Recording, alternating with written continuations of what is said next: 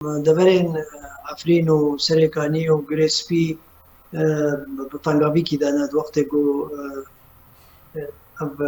يعني هناك ميليشيات سر بائتلافه با پشتوانیا ولات ترکیه درباسی بونه حتى نها حمي رخراوي ما في مروفا الدنيا يجي او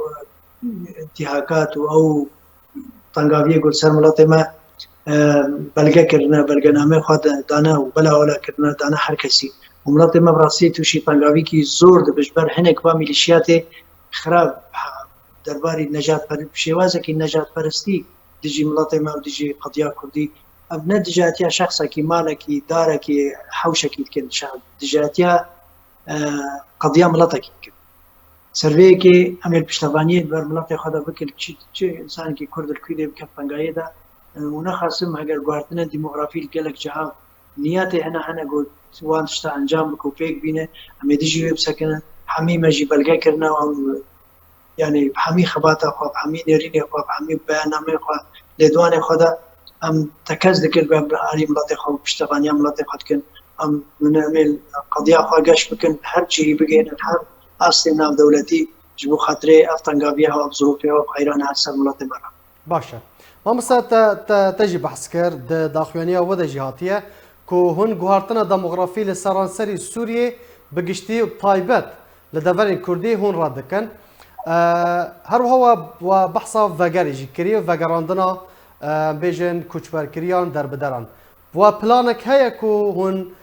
چه خلق عفينه بن چه سريكاني بن چه باجار دي بن كو اف خلقين كو كوتشبر بونه و پانابر بونه هون وان فجارينن بله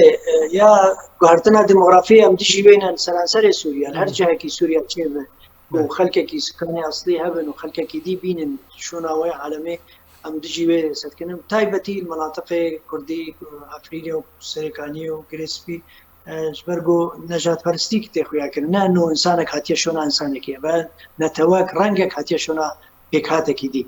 وبا مطرسيكي زور سر يعني سر مناطق سوري بقشتي سر كشا سوري بقشتي سر